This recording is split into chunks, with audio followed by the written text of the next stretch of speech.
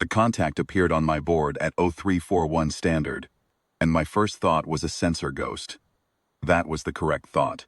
It is what any trained assessor prime should think when a single return blips into the dead zone between the Theron shelf and open void. No registry ping, no transponder handshake, no mass signature above the threshold for a bulk hauler. My board logged it as anomalous contact, unresolved, and opened a new file in our weapons database the way it always does. I did not feel alarm. I felt mild professional interest, the way a cataloger feels when a new specimen arrives. I had 31 ships in my escort column. I want you to understand what that means. The Sodrath Assessor Corps does not waste column formations on border patrols. We were the 8th enumeration, the pride of the Eastern Reach, tasked with mapping, measuring, and classifying every military asset in this quadrant. In 400 years of operation, we had logged more than 11 million distinct weapons platforms. From the gory mass driver barges to the Kalethi swarm pods to the 17 sub-variants of the Pyrrhic siege engine. 11 million. We had a file on every ship that flew, every hull that had ever been measured, every engine signature ever recorded. That database was not a record. It was a doctrine. We did not fight what we understood. We simply referenced the file, calculated the engagement parameters, and the outcome was already known before the first round fired. I activated my secondary array and began the standard resolution sweep. The contact did not resolve. That happens. Sensor interference, particulate clouds, an old vessel with a degraded hull that scatters returns in unexpected patterns. We call them soft contacts. We file them as soft contacts. We move on. Assign subassessor Vane to bring us to parallel course and close to visual range, which at our current speed would take approximately 40 minutes. The rest of the column held formation. My staff continued their routine work. Vane made a notation in the contact file. Hull composition unknown, possibly non-standard alloy blend, turn pattern inconsistent with any catalogued configuration. That notation should have stopped me. It did not. At 0417, we were close enough that our long-range optics resolved the contact into something that was not a ghost. It was a ship.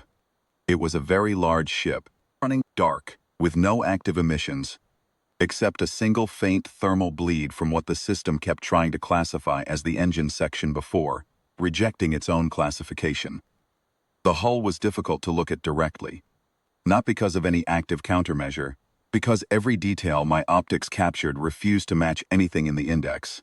The proportions were wrong. The silhouette had no precedent. Long, narrow at the bow, then broadening into something that the database kept cycling through categories for and discarding. Warship, possible. Carrier, possible. Neither confirmed. I remember Vervain turning from his station and saying, very quietly, that the file was still open. In 40 years of service, I had never heard him say that. Files do not stay open. That is the entire principle on which we operate. You detect, you measure, you match, you file, you proceed. The database has always had an answer within seconds. The fact that it was cycling and returning nothing was not alarming in the abstract. In the abstract, it was just a data problem. In practice, sitting 40,000 kilometers from a ship that my entire civilization's military intelligence apparatus could not identify, induced in me a sensation I had no category for either. I ordered battle stations as a precaution, standard procedure for any unidentified contact in a transit corridor. The ship did not respond to our hails. It did not change course. It did not increase speed.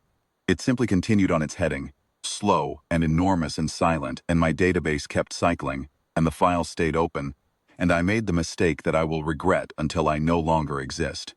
I assumed that because the ship was not behaving aggressively, it was not a threat. This is the failure of the cataloging mind. We are trained to read behavior against known parameters. A ship that does not hail, does not maneuver, does not power weapons. A ship that simply moves, reads as passive. We have 11 million files that say passivity at this stage means a commercial vessel, a derelict under minimal automated guidance, or a diplomatic envoy running a communication malfunction. None of those categories warrant firing, so I did not fire. What I should have understood, and did not, is that there is a 12th category, a category that we had never filed because no ship in that category had ever let us measure it long enough to file it. The absence in the database was not an oversight. It was a statement. I found this out at 0441. The thermal signature spiked across every frequency simultaneously, and my board went from amber to a color I had no designation for. The contact, which the file still listed as unresolved. Because the file was still trying to classify the hull, still cycling through configurations, still searching, the contact fired. Not at one ship, at my formation. In a single engagement sequence that my tactical analysts later estimated lasted 9 minutes and 40 seconds, though I was not counting seconds at the time, I was counting ships. 31, then 22, then 11. I remember shouting orders that made complete doctrinal sense and accomplished nothing, because every countermeasure we deployed was calculated against a weapons profile we had on file, and this ship's weapons were not on file. My analysts were still trying to classify the weapon type while the weapons were firing. My captains were attempting to maneuver against a firing arc we could not predict because we had no model for it. We were fighting a battle and simultaneously trying to complete a cataloging exercise. And the battle was ending much faster than the catalog. Then 4. Then 2, myself, and Assessor Captain Drevin, who lasted another 80 seconds before his ship stopped transmitting mid-sentence. I have considered what to say about those last moments many times. The human vessel moved through my column the way a tide moves through a tide pool. Not in rage, not in hurry, not with any apparent awareness of us as adversaries worthy of specific attention. It simply continued on its heading. The weapons fired when we were in range and stopped when we were not. There was no communication. There was no ultimatum. There was no performance of superiority. There was only a ship that had somewhere to be, and 31 of us, standing between it and there. I want to be precise about the word I am using. It moved through us. That is the correct word. Not over us, not past us, through. When it was done 9 minutes and 40 seconds after it began, I was sitting in a command chair on a deck with 3 functioning consoles and no crew surrounded by debris that had, 8 minutes earlier, been warships. My board still showed the contact. The file was still open. The database was still cycling. Somewhere in the logic of the system, the contact remained unresolved, and the file would stay that way until a classification could be entered, and no classification could be entered, because we had no category for what this was. I watched the contact's heading on my one remaining tactical display. It had not changed by a single degree. The human ship did not check whether I was alive. It did not sweep for survivors. It did not alter course to finish me. It had not altered course at all. Not once, in 9 minutes and 40 seconds, the file is still open. I submitted the engagement report to the Assessor's Central Archive 11 days later from a rescue vessel, and the system flagged the contact entry as incomplete and prompted me to supply a classification before filing. I have left the field blank. Every day the system sends me a prompt. I leave the field blank. What I know is this: the human ship has a name. We recovered it from a fragment of hull plating that came to rest against my viewport in the last moments of the engagement. Old lettering, deeply weathered, scored by something that had been burning for a very long time before we ever encountered it. The letters were faint. I read them 4 times to be certain. The Ashen Veil. We have no file on the Ashen Veil. We have no file on the class it belongs to, the fleet it operates from, the doctrine that produced it, or the civilization that built it.